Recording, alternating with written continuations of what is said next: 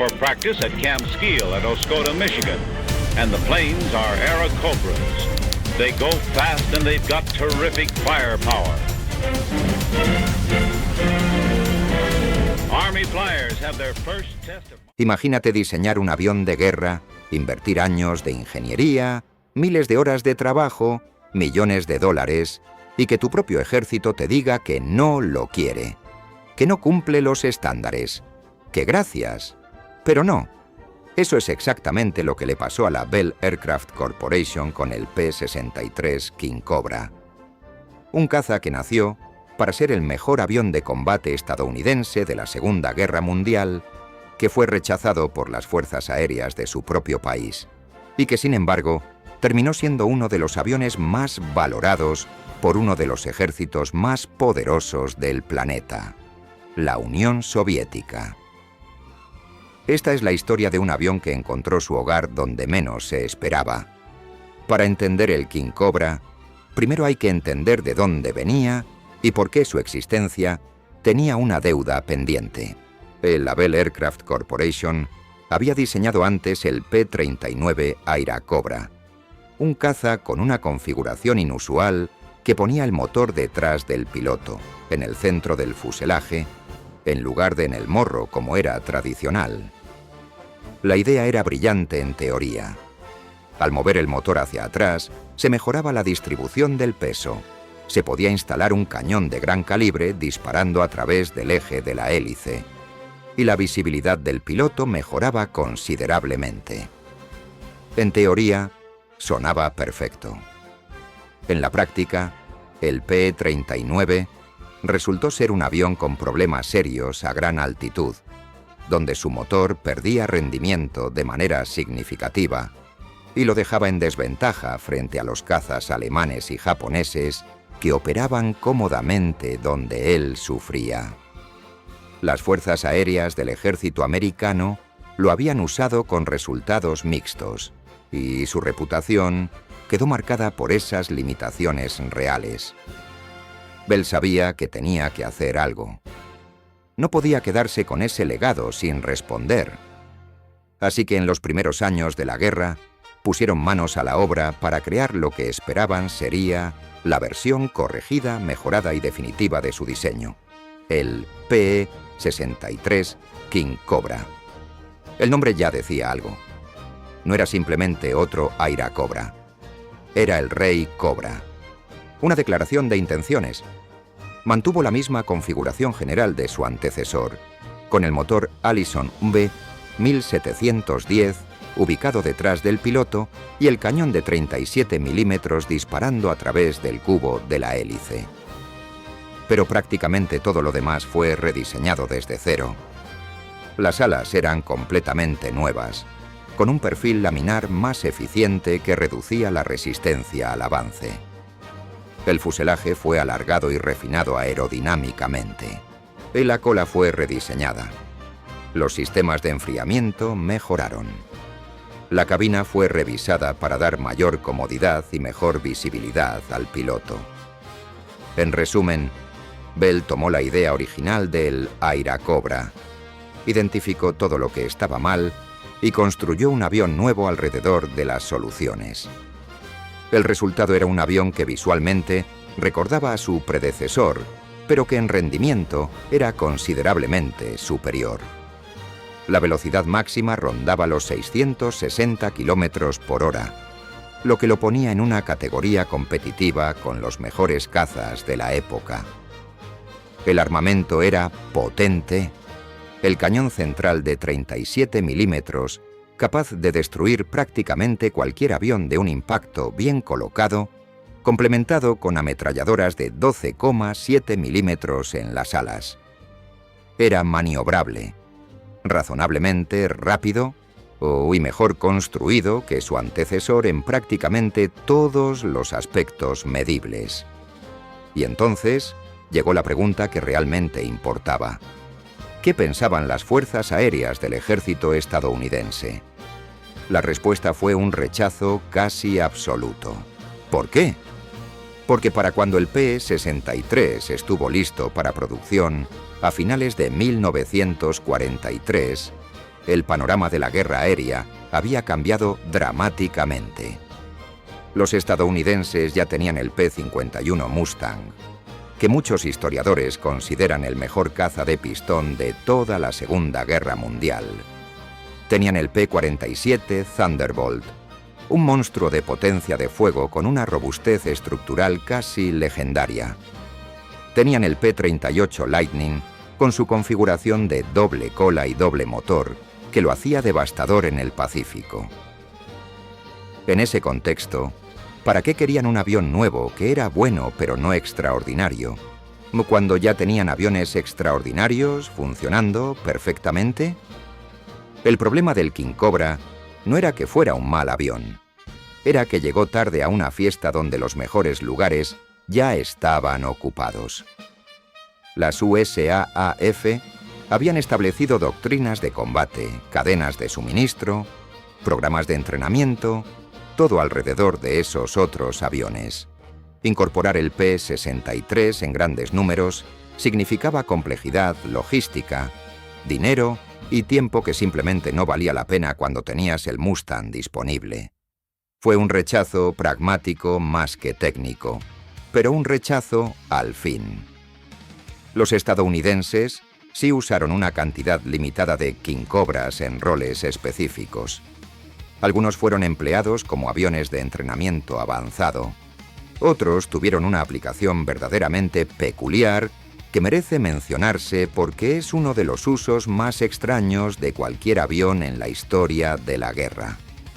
Los llamaron RP-63 Pinball, y eran aviones modificados con blindaje adicional por todo el fuselaje que eran usados como blancos aéreos vivos en entrenamientos de artillería. Los artilleros disparaban contra estos aviones con balas de frangible, un tipo especial de proyectil diseñado para desintegrarse al impacto sin penetrar el blindaje, y cuando acertaban al avión en vuelo, una luz se encendía en el fuselaje para indicar el impacto. Los pilotos que volaban estos pinball eran hombres de nervios de acero que literalmente dejaban que les dispararan como práctica.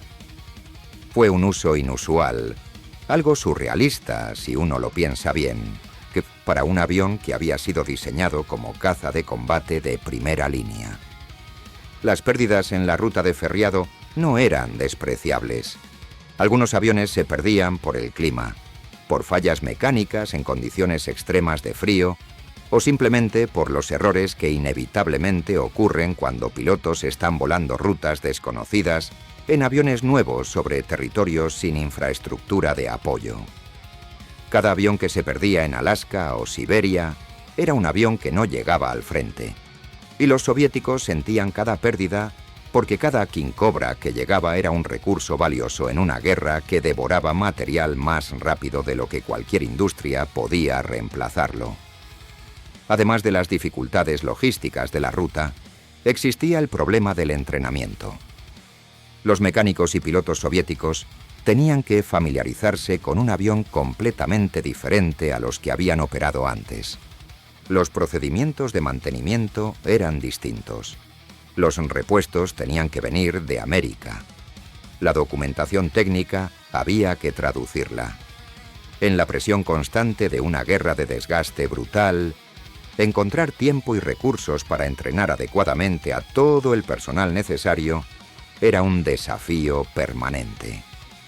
Los soviéticos lo resolvieron con la misma determinación pragmática que caracterizó toda su conducción de la guerra. Establecieron unidades de conversión donde los pilotos más experimentados aprendían el avión primero y luego entrenaban a los demás.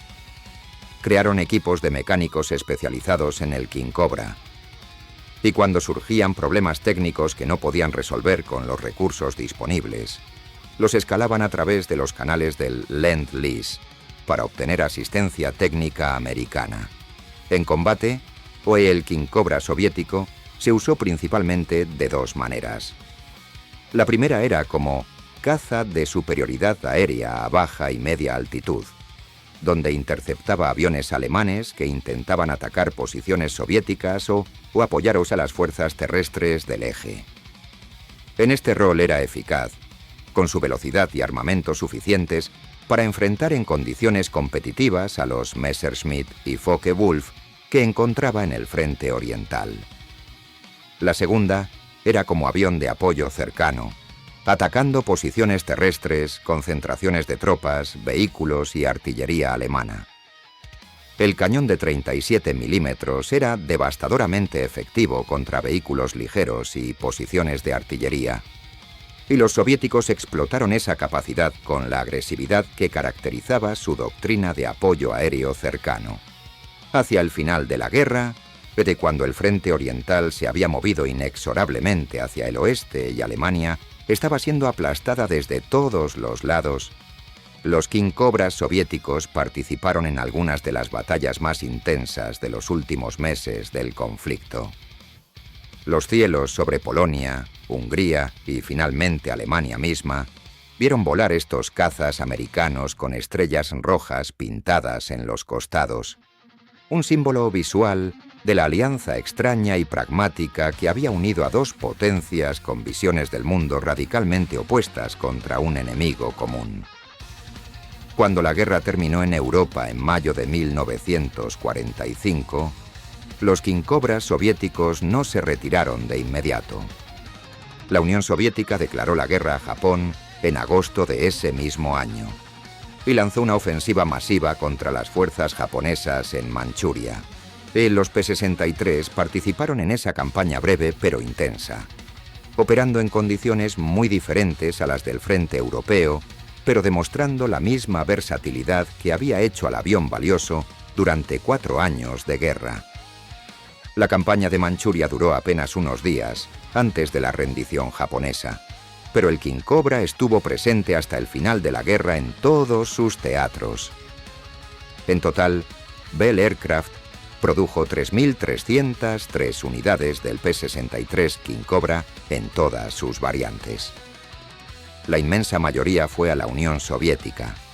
Una pequeña cantidad fue a Francia Libre, que también lo usó con cierta efectividad en los últimos meses de la guerra europea. Y el resto quedó en manos americanas para esos roles de entrenamiento y las peculiares misiones de blanco volante que ya mencionamos. El legado del King Cobra es una historia de paradojas. Fue rechazado por el país que lo construyó y abrazado por un aliado ideológicamente opuesto. Fue considerado inadecuado por estándares americanos y excelente por estándares soviéticos. No porque los estándares americanos fueran incorrectos o los soviéticos equivocados, sino porque eran diferentes, porque respondían a guerras diferentes, que se peleaban de maneras diferentes en condiciones diferentes. El King Cobra nos recuerda que no existe el avión universalmente perfecto, ni la herramienta de guerra definitiva que funcione igualmente bien en todos los contextos. Existe el avión correcto para la guerra correcta, peleada de la manera correcta. Y a veces, el lugar donde un arma encuentra su verdadero propósito está muy lejos del lugar donde fue creada. Bell Aircraft quería hacer el mejor caza americano. No lo logró en ese sentido estrecho. Pero sí creó un avión que ayudó a la Unión Soviética a pelear y ganar en el frente que decidió el resultado de la Segunda Guerra Mundial. El frente donde Alemania perdió más hombres, más material y más esperanza que en cualquier otro lugar. El frente oriental donde el Rey Cobra encontró su reino. Pero la historia verdadera del King Cobra no estaba en Estados Unidos. Estaba al otro lado del mundo, en las estepas rusas y los cielos helados del frente oriental. La Unión Soviética llevaba combatiendo desde 1941 en las condiciones más brutales que la Segunda Guerra Mundial produjo en cualquier teatro de operaciones. El frente oriental era una carnicería de proporciones que desafiaba la comprensión. Millones de soldados, miles de tanques, cientos de aviones destruidos cada semana. La industria aeronáutica soviética estaba trabajando a capacidad máxima, pero las pérdidas eran tan enormes que cualquier avión adicional era bienvenido, especialmente si era bueno. A través del programa Lend-Lease, mediante el cual Estados Unidos enviaba material de guerra a sus aliados, Los soviéticos recibieron enormes cantidades de equipamiento americano, o camiones, alimentos, municiones, locomotoras y también aviones. Y cuando los soviéticos pusieron sus manos en el P-63 King Cobra, su reacción fue completamente opuesta a la de los americanos. Lo adoraron. ¿Por qué? Porque el King Cobra era exactamente lo que la doctrina aérea soviética necesitaba. Y aquí está la clave que explica todo. Los soviéticos y los americanos usaban sus aviones de maneras fundamentalmente diferentes. Las fuerzas aéreas estadounidenses y británicas en el frente occidental enfatizaban el combate a gran altitud. Las escoltas de bombarderos estratégicos que volaban a 7.000, 8.000, incluso 9.000 metros de altura. Los duelos de cazas en las alturas del cielo europeo. Para ese tipo de guerra, necesitabas un avión que rindiera bien a gran altitud, para que tuviera autonomía extensa y que pudiera mantenerse horas en el aire, escoltando formaciones de bombarderos a través de cientos de kilómetros. Los soviéticos, en cambio, estaban combatiendo principalmente a baja y media altitud, apoyando directamente a sus fuerzas terrestres, interceptando aviones alemanes que atacaban sus posiciones, destruyendo blindados y concentraciones de tropas enemigas en colaboración estrecha con el Ejército Rojo. Su guerra aérea era más inmediata, más táctica, más pegada al suelo. Y para esa guerra, el P-63 King Cobra era casi perfecto. A baja altitud, el motor Allison del King Cobra rendía de manera excelente, mucho mejor que a gran altitud donde había decepcionado a los americanos. La maniobrabilidad del avión era sobresaliente en los rangos de velocidad y altitud donde los soviéticos peleaban sus batallas. Mie, el cañón de 37 milímetros, era una herramienta devastadora contra los aviones alemanes que tenían que enfrentar. Y la robustez del diseño, con ese motor protegido en el centro del fuselaje en lugar del morro, significaba que el avión podía absorber daños de combate que habrían sido fatales para otros cazas y seguir volando. Los pilotos soviéticos que lo volaron hablaban de él con respeto genuino. Era confiable. Era potente donde importaba. Era letal. Un piloto soviético veterano describió el cañón del King Cobra con una admiración casi visceral. Dijo que cuando ese cañón disparaba, lo que estuviera delante simplemente dejaba de existir. No era hipérbole. Un impacto bien colocado del cañón de 37 milímetros podía arrancar un ala de cualquier avión alemán o convertir un motor en chatarra ardiente en una fracción de segundo. Y la Unión Soviética recibió aproximadamente 2.400 unidades del P-63 King Cobra a través del programa Lend-Lease. Para poner eso en perspectiva, esa cifra representaba la gran mayoría de la producción total del avión. Los soviéticos no solo aceptaron el avión que los americanos no querían. Se convirtieron en sus principales usuarios, los que realmente le dieron al King Cobra la oportunidad de demostrar lo que podía hacer en combate real y sostenido. Pero conseguir esos aviones no fue un proceso simple ni libre de complicaciones. La logística del Lend-Lease era en sí misma una operación de guerra descomunal, y el P-63 tenía su propia ruta hacia el frente soviético que era diferente a muchos otros equipos. La ruta más importante era la conocida como la Ruta de Alaska-Siberia, o ALSIB por sus siglas, y los aviones eran fabricados en las plantas de Bell en Buffalo, Nueva York, y luego volados hasta Fairbanks, en Alaska. Desde allí, pilotos del Ejército del Aire soviético los tomaban y los llevaban a través del estrecho de Bering hacia Siberia, continuando luego por miles de kilómetros hasta los frentes donde eran necesarios. Era un viaje extraordinario sobre algunos de los terrenos más inhóspitos del planeta, con condiciones climáticas que podían ser letales, en aviones que acababan de salir de fábrica y que los pilotos soviéticos estaban aprendiendo a operar al mismo tiempo que los llevaban al otro lado del mundo. ready for the takeoff. More than 5,000 Lend-Lease aircraft have flown this Allied route to Russia.